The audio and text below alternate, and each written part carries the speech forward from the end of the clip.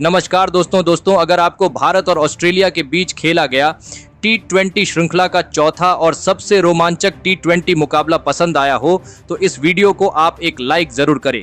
इस वीडियो का like target 400 like है, तो इस वीडियो को आप दिल से लाइक जरूर करें। दोस्तों, भारत और ऑस्ट्रेलिया के बीच खेली जा रही 5 मैचों की T20 श्रृंखला के चौथे और सबसे रोमांचक T20 मुकाबले में फिर एक बार क्रिकेट इतिहास की 2 सबसे बड़ी टीमें एक दूसरे से भिड़ी। इस बार सूर्य कुमार यादव की भारतीय टीम के सामने मैथ्यू वेड की ऑस्ट्रेलिया की टीम खड़ी थी।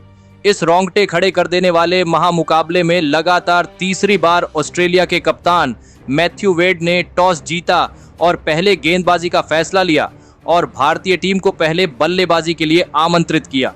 उसके बाद रनों की बारिश करने के इरादे से भारतीय टीम के 2 दिग्गज ओपनर बल्लेबाज मैदान में उतरे। यशस्वी जायसवाल और इनफॉर्म ऋतुराज गायकवाड़ के कंधों पर इस महामुकाबले में अपनी टीम को एक विस्फोटक ओपनिंग शुरुआत दिलाने की बड़ी जिम्मेदारी थी और भारतीय टीम की इस ओपनिंग जोड़ी ने मैदान में उतरने के साथ ही अपने बल्ले से चौके छक्के बरसाना शुरू कर दिया। खास करके यशस्वी जायसवाल इस मुकाबले में गजब के फॉर्म में बल्लेबाजी कर रहे थे। शुरुआत से ही ऑस्ट्रेलिया की टीम पर भारतीय बल्लेबाजों ने दबाव बनाना शुरू कर दिया था। देखते ही देखते दोनों के बीच 50 रनों की साझेदारी भी पूरी हो चुकी थी, लेकिन फिर पारी के 6ठे ओवर की आखिरी गेंद पर यशस्वी जायसवाल को एरॉन हार्डी ने बेन मैकडर्मिट के हाथों कैच आउट कर दिया। यशस्वी जायसवाल 28 गेंद में 37 रन बनाकर आउट हो गए। यशस्वी जायसवाल के जल्दी आउट हो जाने के बाद अब श्रेयस अय्यर बल्लेबाजी करने मैदान में उतरे, लेकिन श्रेयस अय्यर को भी तनवीर सांगा ने द्वारशुइस के हाथों कैच आउट कर दिया। श्रेयस अय्यर सिर्फ 7 गेंदों में 8 रन बनाकर आउट हो गए।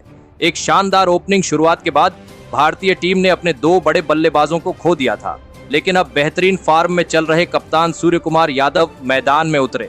लेकिन भारतीय टीम को एक बड़ा झटका तब लगा जब कप्तान सूर्य कुमार यादव को भी द्वारशुइस ने मैथ्यू वेड के हाथों कैच आउट कर दिया। सूर्य कुमार यादव सिर्फ 2 गेंद में 1 रन बनाकर आउट हो गए। भारतीय टीम एक बड़ी मुसीबत में फंस चुकी थी। कप्तान सूर्य कुमार यादव का विकेट ऑस्ट्रेलिया की गेंदबाजी के लिए सबसे बड़ी सफलता थी, लेकिन अब विकेट गिरने के बाद रिंकू सिंह मैदान में उतरे और फिर यहां से ऋतुराज गायकवाड़ और रिंकू सिंह ने भारतीय पारी को संभाला और एक महत्वपूर्ण साझेदारी बनाना शुरू कर दिया। दोनों ही खिलाड़ियों ने धीरे धीरे भारतीय टीम के ऊपर विकेट गिरने के बाद बन रहे दबाव को खत्म कर दिया था। अब रिंकू सिंह ने अपने बल्ले से बड़े शॉट खेलना शुरू कर दिया, जिस वजह से ऑस्ट्रेलिया की टीम फिर एक बार दबाव में दिखने लगी थी। यह साझेदारी अब भारतीय टीम को मजबूत लक्ष्य तक पहुंचने में सबसे बड़ी भूमिका निभा रही थी। दोनों ने मिलकर 101 रनों तक अपनी टीम को पहुंचा दिया था, लेकिन फिर 14वें ओवर की दूसरी गेंद पर ऋतुराज गायकवाड़ को तनवीर सांगा ने द्वारशुइस के हाथों कैच आउट कर दिया। ऋतुराज गायकवाड़ 28 गेंद में 32 रन बनाकर आउट हो गए। एक महत्वपूर्ण मौके पर भारतीय टीम ने अपने सेठ बल्लेबाज को खो दिया था। ऑस्ट्रेलिया की टीम के पास भारतीय टीम पर दबाव बनाने का बढ़िया मौका था, लेकिन फिर विकेट गिरने के बाद बल्लेबाजी करने आए जितेश शर्मा ने तो एक अलग ही रवैया ऑस्ट्रेलिया के अनुभव गेंदबाजी के सामने दिखाया और आते ही लगातार 2 शानदार छक्के लगा दिए। भारतीय टीम के इन नौजवान और विस्फोटक बल्लेबाजों के प्रदर्शन ने पूरे ऑस्ट्रेलिया की टीम को हैरान कर दिया था। रिंकू सिंह और जितेश शर्मा की यह विस्फोटक बल्लेबाजी भारतीय टीम के स्कोरबोर्ड को तेजी से आगे बढ़ा रही थी। देखते ही देखते दोनों के बीच अर्धशतकीय साझेदारी भी पूरी हो चुकी थी। दोनों ने मिलकर अपनी टीम को 167 रनों तक पहुंचा दिया था, लेकिन फिर पारी का 19वां ओवर इस मुकाबले का गेम चेंजर ओवर साबित हुआ और इस ओवर की चौथी गेंद पर जितेश शर्मा आउट हो गए। जितेश शर्मा 19 गेंद में 35 रनों की विस्फोटक पारी खेलकर आउट हो गए। तो वही उनके तुरंत ही बाद अक्षर पटेल भी तनवीर सांगा के हाथों कैच आउट हो गए। अक्षर पटेल तो बिना खाता खोले ही आउट हो गए और फिर भारतीय टीम के लिए सबसे बेहतरीन पारी खेल रहे रिंकू सिंह को भी पारी के आखिरी ओवर में जेसन बेरेंडॉर्फ ने LBW आउट कर दिया। रिंकू सिंह अपने अर्धशतक से चूक गए, लेकिन 29 गेंद में 46 रनों की शानदार पारी खेलकर आउट हो गए और फिर आखिरी ओवर में भी भारतीय टीम को कुछ ज्यादा रन नहीं मिले, लेकिन इसके बावजूद भारतीय टीम ने 174 रनों का एक बड़ा लक्ष्य ऑस्ट्रेलिया की टीम के आगे रखा। उसके बाद भारतीय टीम से मिले 175 रनों के विशाल लक्ष्य का पीछा करने ऑस्ट्रेलिया के 2 दिग्गज ओपनर बल्लेबाज मैदान में उतरे।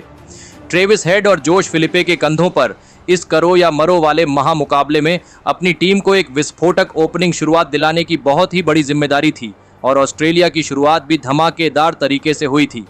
विश्व कप फाइनल के मैन ऑफ द मैच बने ट्रेविस हेड इस मुकाबले में भी भारतीय टीम के लिए सबसे बड़ा खतरा बन रहे थे। पारी का तीसरा ही ओवर डालने आए दीपक चहर की एक ही ओवर में ट्रेविस हेड ने 4 चौके और एक छक्का लगाते हुए 22 रन निकाल लिए थे। लेकिन फिर कप्तान सूर्य कुमार यादव ने अपनी गेंदबाजी में सबसे बड़ा बदलाव किया और अपनी टीम की स्पिन गेंदबाजी को ऑस्ट्रेलिया के इन 2 खतरनाक बल्लेबाजों के सामने खड़ा कर दिया। और फिर पारी का चौथा ही ओवर डालने आए रवि बिश्नोई ने जोश फिलिपे को क्लीन बोल्ड कर दिया। जोश फिलिपे 7 गेंद में 8 रन बनाकर आउट हो गए। जोश फिलिपे के जल्दी आउट हो जाने के बाद अब बेन मैकडरमेट बल्लेबाजी करने मैदान में उतरे। लेकिन उसके अगले ओवर में भारतीय टीम के लिए सबसे बड़ा खतरा बन रहे ट्रेविस हेड को अक्षर पटेल ने मुकेश कुमार के हाथों कैच आउट कर दिया। ट्रेविस हेड 16 गेंदों में 31 रनों की विस्फोटक पारी खेलकर आउट हो गए। भारतीय स्पिन गेंदबाजी ने ऑस्ट्रेलिया के दोनों ही ओपनर बल्लेबाजों का शिकार कर लिया था। अब ऑस्ट्रेलिया की टीम दबाव में थी। विकेट गिरने के बाद एरन हार्डी बल्लेबाजी करने मैदान में उतरे, लेकिन अक्षर पटेल ने अपनी अगली ही ओवर में एरन हार्डी को भी क्लीन बोल्ड कर दिया। एरन हार्डी 9 गेंदों में 8 रन बनाकर आउट हो गए। देखते ही देखते ऑस्ट्रेलिया की टीम ने अपने टॉप ऑर्डर के 3 बल्लेबाजों को 52 रनों पर खो दिया था। ऑस्ट्रेलिया की टीम अब बड़ी मुसीबत में थी, लेकिन विकेट गिरने के बाद टीम डेविड बल्लेबाजी करने मैदान में उतरे और फिर यहां से बेन मैकडरमेट और टीम डेविड ने ऑस्ट्रेलिया की पारी को संभाला और एक महत्वपूर्ण साझेदारी खड़ी करना शुरू कर दिया। इन दोनों को आउट करने के लिए भारतीय टीम को किस्मत का साथ नहीं मिल रहा था। खास करके तो रवि बिश्नोई को अंपायर का साथ ही नहीं मिल रहा था।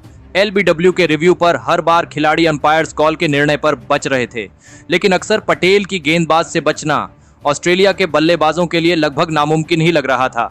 और फिर पारी के 12वें ओवर की दूसरी गेंद पर बेन मैकडरमेट को अक्षर पटेल ने क्लीन बोल्ड कर दिया। बेन मैकडरमेट 22 गेंद में 19 रन बनाकर आउट हो गए। ऑस्ट्रेलिया की टीम बहुत ही बड़ी मुसीबत में थी। रिक्वायर्ड रन रेट का दबाव लगातार बढ़ रहा था। अब विकेट गिरने के बाद मैथ्यू शॉट बल्लेबाजी करने मैदान में उतरे। मैथ्यू शॉट ने आती ही अपने हाथ खोले, लेकिन तभी दीपक चहर ने टीम डेविड को यशस्वी जायसवाल के हाथों कैच आउट कर दिया। सेट हो चुके टीम डेविड 20 गेंद में 19 रन बनाकर आउट हो गए। भारतीय गेंदबाजी ने अपनी टीम की इस मुकाबले में वापसी करवाई थी। अब कप्तान मैथ्यू वेड मैदान में आए थे, लेकिन दूसरे छोर से मैथ्यू शॉट आसानी से छक्के चौके बरसा रहे थे। लेकिन फिर उन्हें भी दीपक चहर ने यशस्वी जायसवाल के ही हाथों कैच आउट करके पूरा मुकाबला ही पलट दिया। मैथ्यू शॉट 19 गेंदों में 22 रन बनाकर आउट हो गए। अब मुकाबला पूरी तरह पलट चुका था। अब आखिरी 3 ओवरों में ऑस्ट्रेलिया की टीम को 47 रनों की आवश्यकता थी और फिर पारी का 18वां ओवर डालने आए आवेश खान ने इन डेथ ओवरों में शानदार गेंदबाजी करते हुए इस 18वें ओवर में नए बल्लेबाज बेन द्वारिश को क्लीन बोल्ड कर दिया। वह बस 2 गेंद में 1 रन बनाकर आउट हो गए, तो वही इस ओवर में ऑस्ट्रेलिया को सिर्फ 7 ही रन मिले। अब ऑस्ट्रेलिया को आखिरी 2 ओवरों में 40 रन चाहिए थे। अब मैथ्यू वेड पर ही सभी की नजरें थी। उन पर कप्तानी पारी खिलकर ऑस्ट्रेलिया को जीत दिलाने बड़ी जिम्मेदारी थी। लेकिन पारी का 19वां ओवर डालने आए मुकेश कुमार ने अपने इस ओवर में केवल 9 ही रन दिए।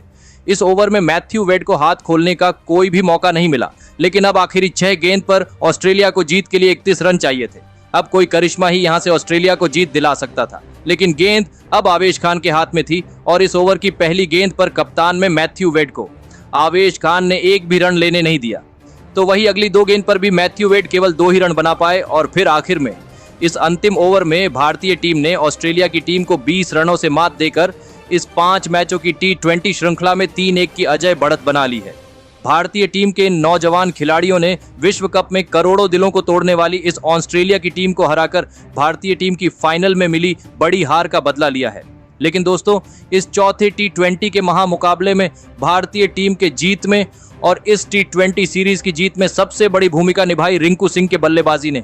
रिंकू सिंह ने इस मुकाबले में अंत में बल्लेबाजी के लिए आकर 29 गेंद में 46 रनों की लाजवाब पारी खेली और इसी के चलते भारतीय टीम 174 रनों का बड़ा लक्ष्य इस महामुकाबले में बन पाई और अंत में इसी बड़े लक्ष्य के बलबूते पर भारतीय टीम यह T20 सीरीज जीत पाई। तो दोस्तों, आप रिंकू सिंह के इस लाजवाब और अद्भुत प्रदर्शन के लिए उन्हें 10 में से कितने अंक देना चाहेंगे? आप अपनी राय नीचे कमेंट में देना बिल्कुल भी ना भूले। धन्यवाद।